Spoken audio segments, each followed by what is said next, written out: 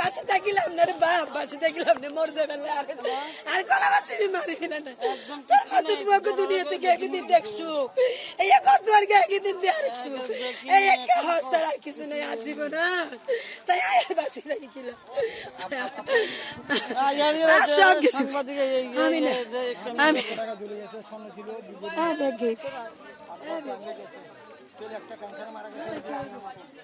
আর বাসনের দরকার নেই, মরে যাবে দনে রে। সব গেছে কই রে, আমার মাথা তো স্মৃতিশক্তি নাই।